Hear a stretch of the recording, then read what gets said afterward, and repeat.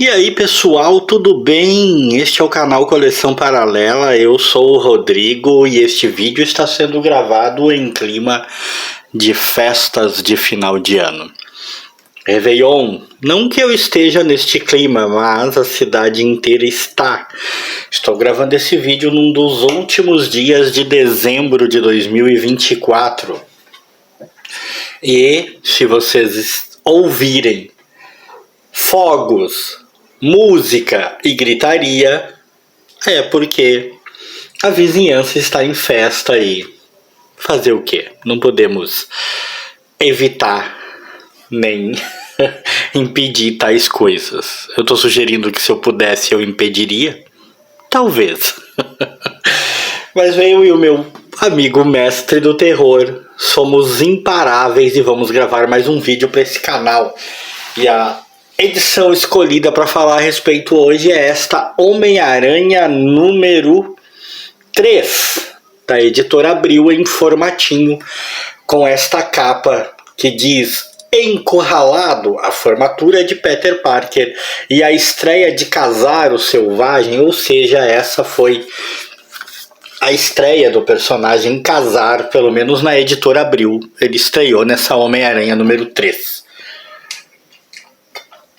E é uma edição com algumas questões interessantes, por isso eu escolhi falar dela, né? Em primeiro lugar, é interessante o fato de que essa capa é fake, né? O Homem-Aranha, em nenhuma das histórias de que ele participa, e ele participa de duas, uma com a Mulher-Aranha, na qual eles até têm um pequeno confronto, e outra contra esse rapaz aqui, né? O Dragão, que é um criminoso aí da máfia chinesa com uma espécie de roupa, armadura, que tem algumas armas especiais que ele usa para enfrentar o Aranha, Dragão Branco é o nome dele, se não me engano, ou coisa assim, e que ele não dá nem pro cheiro. Em nenhuma das duas histórias ele é encurralado pela polícia, ele se vê encurralado pela polícia, como a capa dá a entender. Isso já é interessante. As duas histórias do Homem-Aranha aqui contidas são histórias até bem simplinhas, bem bobinhas, né? O Dragão Branco enfrentando aqui o Homem-Aranha, né? Dragão Branco, Morte Vermelha, título chamativo, né? Tem argumento do Marv Wolfman e desenhos do Rosa Andru. E é uma história que contém esse confronto do Homem-Aranha com esse cara, mas é um confronto bem genérico, bem pouca coisa. As motivações do vilão também são bem pouca coisa. A se louvar aqui é o desenho do Ross, que eu gosto da arte dele, eu acho a arte dele legal. Acho que ele desenha um Homem-Aranha bastante musculoso, assim, né? Um Homem-Aranha bastante possante, o que eu acho maneiro. Eu nunca fui fã do Homem-Aranha ser um cara muito magrelo, né? Então eu gosto disso. E a questão principal da história, na verdade, é a formatura do Peter Parker, que, pasmem meus amigos, não acontece. O que vocês acham disso? Maneiro demais, né? Tudo isso tá na capa aqui, ó, especial, a formatura de Peter Parker, e o Peter Parker não se forma, né?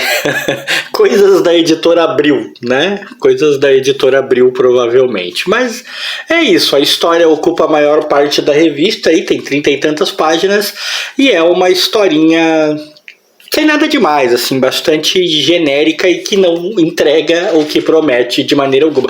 A revista já não entrega. Depois tem a estreia do Casar, né? A estreia do Casar, eu não sou super fã do Casar, mas também não tenho nada contra. Eu acho ele um personagem bem segundo escalão na Marvel e tal. Mas temos aqui uma história do Casar, na qual ele sai em busca do Zabu, que está sumido por um tempo, e descobrimos que o Casar é meio inconstante, vamos dizer assim, é meio Dom Juan, é meio, sei lá, talarico também, apesar de que ele que é o cara comprometido aqui. Por quê? Porque antes de sair para essa aventura que ele sai em busca do Zabu, ele basicamente pede em casamento a companheira dele aqui, a Xena, né? Ele pede ela em casamento, ela aceita, ela ainda diz pra ele, né, pensar direitinho nisso, ela basicamente aceita o pedido de casamento e depois quando ele tá lá na aventura dele, ele se derrete todo e se declara pra essa moça aqui, ó, que é a princesa, sei lá das quantas, se declara, se derrete todo, diz que tá se apaixonando e tal, e dane-se a Xena, né? Aí ele descobre que ela é meio patricinha demais pra ele, que ela não quer nem que ele viva na cidade em que ele vive e ele fica todo magoadinho. Mas tá errado isso aí, né, casar? Algo de errado não está certo, porque você não tá merecendo também, né? É uma história com o argumento do Bruce Jones e desenhos do Brent Anderson. Os desenhos também são legais. E aí a história da Mulher-Aranha e do Homem-Aranha, com um título bem chamativo, Eu Matei o Homem-Aranha. Michael Fleischer no argumento e o Ernie Chan e o Frank Springer nos desenhos. E eu vou dizer para vocês que as duas verdadeiras razões para eu querer fazer um vídeo dessa revista não é tanto a questão do clickbait da capa aqui, que não é novidade falar disso, nem é o fato da formatura, que na verdade não acontece. Uma das razões é essa história aqui da Mulher-Aranha e do Homem-Aranha, né? A Mulher-Aranha está sendo obrigada a cometer crimes para tentar salvar o amigo dela. Ela está sendo obrigada a cometer crimes junto com esse cara aqui, o tal do Executor. Um personagem que eu nunca tinha visto antes e não sei se voltou a aparecer depois em alguma aventura. Provavelmente da Mulher-Aranha voltou, né? Porque a Mulher-Aranha deve ter ficado com umas necessidades de fazer uns acertos de conta com ele, né? Aí o Homem-Aranha vê isso e ele simplesmente pega um avião e sai de Nova York a Los Angeles, né? Porque ele vê que a Mulher-Aranha está sendo procurada por crimes e ele resolve que ele tem que ir lá ajudá-la. Tipo, a motivação dele é essa. Já me pareceu uma motivação um pouco estranha, entendeu? Inclusive ele toma uns tabefes da Mulher-Aranha. Tudo bem, o cara é heróico e o escambau, mas com uma pessoa com a qual ele claramente não tem grandes relacionamentos, ele largar tudo para ir lá se meter, eu achei que a motivação ficou um pouco apagada. Mas o que é mais interessante nessa história? Que é o primeiro motivo mais importante de eu fazer esse vídeo, né? Há um dado momento na história, né, em que a gente visita a redação de um jornal deste rapaz aqui, deste cara, porque ele tá com um transmissor no uniforme do Executor. Eu não sei como esse transmissor chegou lá, isso talvez esteja explicado numa história anterior, publicada na própria revista do Homem-Aranha, na Homem-Aranha 2, ou em outra edição, vai saber. Mas ele tem um transmissor no uniforme do Executor e ele fica sabendo tudo o que está acontecendo e tal, porque ele acompanha esse transmissor e ele consegue fotos e coisas exclusivas das ações da Mulher-Aranha. Inclusive essa foto aqui do Homem-Aranha caindo do avião, porque o Homem-Aranha cai de um avião nessa história.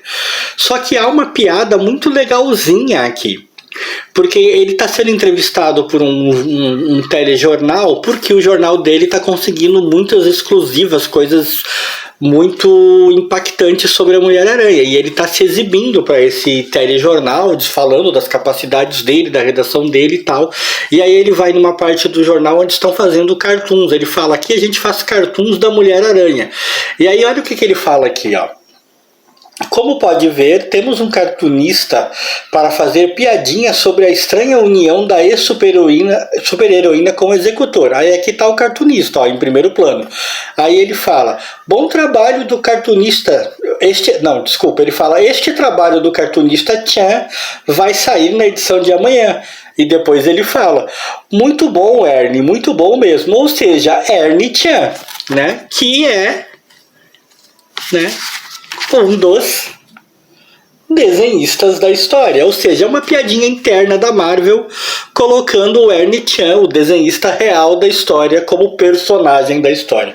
Não chega a ser novidade, não chega a ser nada fantástico, mas eu achei bem engraçadinho, principalmente porque eu tenho certeza que se eu tivesse comprado essa edição e lido ela na época, lá nos anos 80, em que ela foi lançada, né, é uma edição de 1983, eu não teria percebido essa piada. Era uma época em que eu era muito mais desatento, não prestava muita atenção em quem escrevia as histórias, muitas vezes nem em quem desenhava as histórias, e a piadinha teria me passado totalmente desapercebida, né? Eu achei extremamente legalzinho essa piadinha interna, que deve ter outras tantas em edições da Marvel e outras editoras por aí, né, que eu nunca percebi.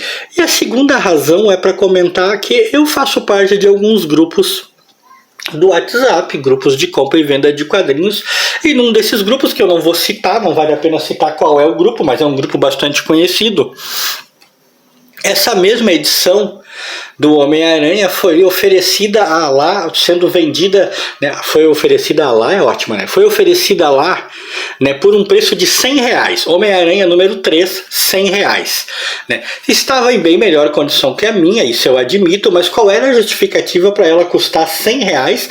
O fato de que ela seria a primeira história do Kazar publicada no país, né? Seria a estreia do Kazar, né? Cara, eu acho isso de uma extrema forçação de barra, né?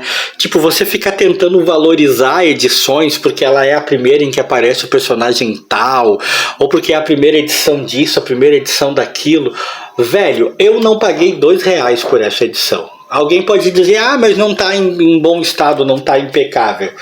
Velho, não tá. Mas se uma edição que estava no melhor estado, não estava perfeita não, estava no melhor estado, a pessoa acha que tem que pagar R$100 por ela, então ela tá dizendo que numa edição como essa eu posso vender, sei lá, por 50, por R$40. E não vale, meu amigo. Não vale, né? Isso pra mim é especulativo, né? É forçar demais as coisas, né? É querer valorizar o item de toda maneira. Tudo bem, vamos deixar claro aqui que ninguém é obrigado a comprar, né? Se o material é meu, eu vendo pelo preço que eu quiser e compra quem quiser, né? Se eu acho o preço absurdo, eu simplesmente não compro, como é o caso. Eu acho absurdo, jamais daria R$100 numa edição do Homem-Aranha número 3, mesmo que ela estivesse impecável, só porque, teoricamente, um herói de segunda linha, como o Kazar, estreia nessa edição.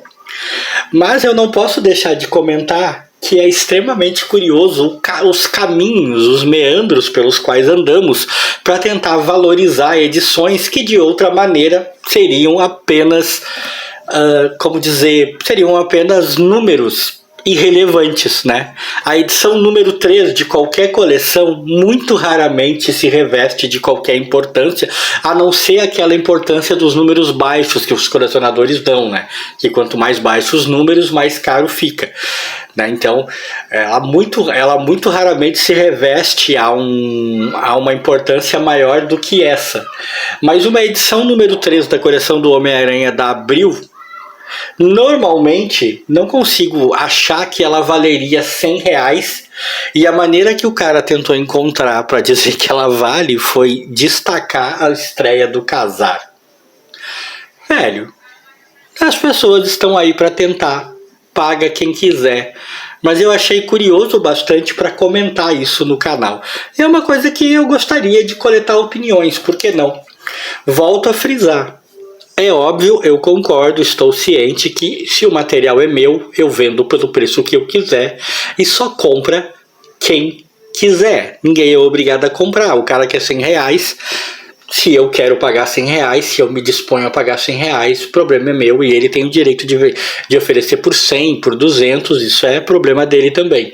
Mas os meandros pelos quais andamos, vamos dizer assim, os truques, as artimanhas que se usa para tentar valorizar edições ou revistas que de outra maneira não tem qualquer relevância, sempre me deixam surpresos, e é sobre isso que eu queria a opinião de vocês.